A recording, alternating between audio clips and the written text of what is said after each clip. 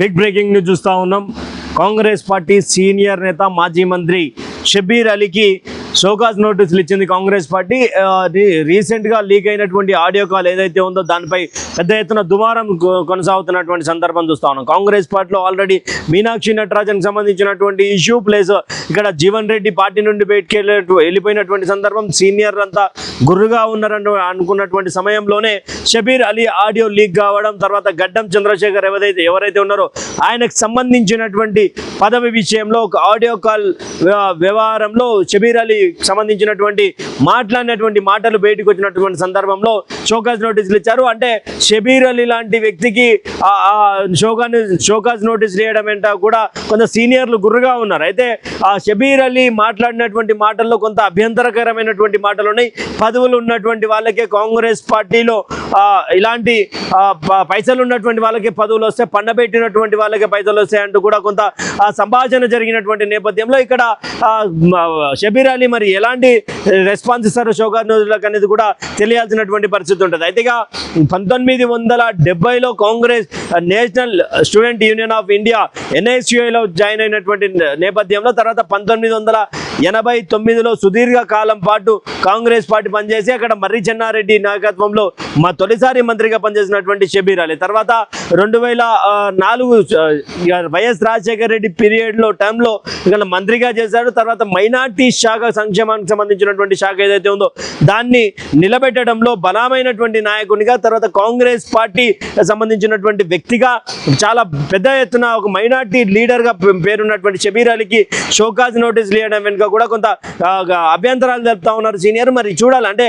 ఎలాంటి పరిస్థితులు ఉండబోతా ఉన్నాయి, అసలు ఏ ఉద్దేశంతో మాట్లాడడం అంటే అక్కడ ఉన్నటువంటి కామారెడ్డిని సంబంధించినటువంటి కొంతమందిని టచ్ చేసినటువంటి సిటిజన్ పల్స్కి నివరపోయినటువంటి నిజాలు బయటకు వచ్చినాయి. అంటే ఆ రోజు సంఘటనల ప్రకారం కరడు కట్టినటువంటి జెండాలు మోసినటువంటి కార్యకర్త ఎవరైతే ఉంటే ఆయన షబీర్ అలీకి ఫోన్ చేసి, సార్ మరి ఊరేసుకొని చచ్చిపోమంటారా అంటే ఆడియో క్లిప్ స్టార్టింగ్లోనే ఉంటుంది, ఊరేసుకొని చచ్చిపోమంటారా, ఎలా మరి ఏం చేద్దాం సార్, ఏం చేయాలి సార్ అని చెప్పేసి కూడా ఆయన మాట్లాడినటువంటి సందర్భం ఉంటే ఏ విషయంలో అంటే ఇట్లా జనరల్ సెక్రటరీ ఏ విధంగా ఇచ్చారు సార్, మరి ఇన్ని రోజులుగా నేను పార్టీకి కష్టపడుతున్నా, మాలాంటి పరిస్థితి ఏంది, కరడు కట్టినటువంటి కార్యకర్తలం మేము జెండాలు మోసినాం, ప్రతి ఊరు తిరిగినాం, మరి మాలాంటి ఎందుకు ఇప్పించలేకపోయారు అనే దాంట్లో ఆయనకు పైసలు ఉన్నాయి, ఆయనకు పదవులు ఉన్నాయి, అసలు ఆయన పేరు వచ్చుడే నేను ఆశ్చర్యకరంగా ఫీల్ అయినా, అసలు నాకు తెలియకుండా ఉన్నది, అసలు అంటే పైసలు ఉన్నాయి కాబట్టి పదవులు ఇచ్చిర్రు అంటూ కూడా పెద్ద ఎత్తున షబీర్ అలీ చేసినటువంటి వాక్యాలకు ఇక్కడ తన ఎవరైతే మీద ఆడియో లీక్ అయిందో ఆ యొక్క చంద్రశేఖర్ భార్య కూడా బయటకు వచ్చి షబీర్ అలీని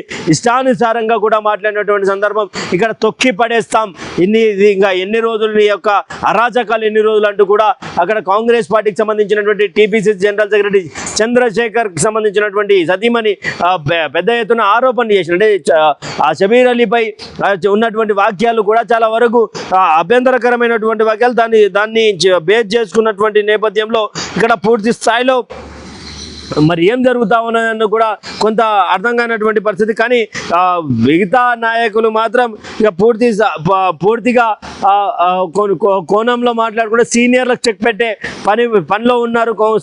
ఇప్పుడున్నటువంటి కాంగ్రెస్ నేతలు, యువ కాంగ్రెస్ నాయకులు సీనియర్లకు చెక్ పెట్టాలని ఆలోచిస్తున్నారనే నేపథ్యాన్ని కూడా బలంగా వినిపిస్తున్నటువంటి విషయం. అయితేగా TPCC మహేష్ కుమార్ గౌడ్ కూడా, ప్రెసిడెంట్ మహేష్ కుమార్ గౌడ్ ఫ్రెండ్స్ కూడా ఒక మహిళపై చేసినటువంటి వాక్యాలకు షబీర్ అలీకి షోకాజ్ నోటీసులు ఇచ్చామంటూ కూడా మాట్లాడడం, తర్వాత అతనిపై అవినీతి ఆరోపణలు కూడా ఉన్నాయి, పార్టీలను దాటితే ఎవరిని ఉపేక్షించేది లేదు, ఒక మహిళపై షబీర్ అలీ అలాంటి వాక్యాలు చేయడం సరికాదు అంటూ కూడా అక్కడ TPCC మహేష్ కుమార్ గౌడ్ షబీర్ అలీకి సంబంధించినటువంటి విషయంలో మాట్లాడుతూ పూర్తిగా అంటే ఇక షబీర్ అలీకి సంబంధించినటువంటి సందర్భాన్ని చూస్తే ఇక మరి అంటే చెక్ ఉన్నారా, ఆల్రెడీ జీవన్ రెడ్డి తరహాలోనే పొగమన్న లేక పొగబెట్టినట్టుగా షబీర్ అలీకి ఏమైనా ఉద్వాసన తగిలేటువంటి ఆస్కారం ఉంటుందా అంటే మరి ఈ యొక్క షోకాజ్ నోటీసులకు షబీర్ అలీ మరి ఏమైనా ఎలాంటి రెస్పాన్స్ ఇవ్వబోతా ఉన్నాడని కూడా తెలియాల్సినటువంటి పరిస్థితి ఉంటుంది. అయితే కామారెడ్డి మరియు ఆ యొక్క జిల్లాలో బలమైనటువంటి నాయకునిగా ఉన్నాడు. లాస్ట్ టైం అక్కడ నిజామాబాద్ నుంచి పోటీ చేసినటువంటి షబీర్ అలీ అక్కడ ఓడిపోవడం జరిగింది. అంటే గతంలో కూడా చాలాసార్లు ఓడిపోయినా గెలిచినప్పుడు మాత్రం అధికారంలో ఉన్నటువంటి సందర్భం చూసాం. కానీ మొన్న మైనార్టీ శాఖలో ఆయనకు ఎమ్మెల్సీ ఇచ్చి మంత్రి పదవి ఇస్తారు అనుకున్నటువంటి నేపథ్యంలో ఇక్కడ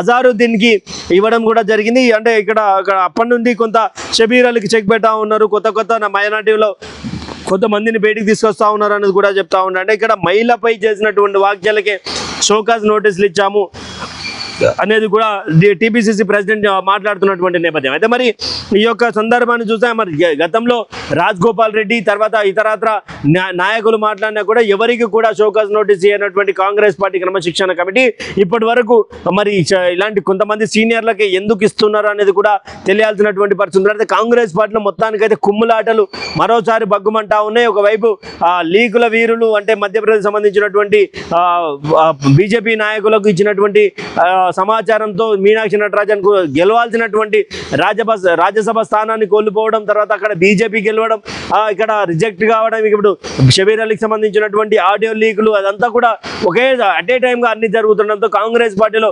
కావాలనే కాంగ్రెస్ పార్టీ కరుడు కట్టినటువంటి నేతల మీద కుట్రబంతా ఉన్నారనేది కూడా కొంత ఒరిజినల్ కాంగ్రెస్ సీనియర్ కాంగ్రెస్ నాయకులు మాట్లాడుతున్నారు. చూడాలా మరి అంటే షోకాజ్ నోటీసులకు ఎలాంటి సమాధానం ఇవ్వబోతా ఉన్నాడు, షోకాజ్ నోటీసులకు ఆయన హాజరవుతారా, హాజరవరా, అసలు క్షమాపణ చెప్పాలి అనేది కూడా పెద్ద ఎత్తున వినిపిస్తా ఉన్నది. మరి ఆ మహిళకు క్షమాపణ చెప్తారా అనేది కూడా వేచి చూడాల్సినటువంటి పరిస్థితి.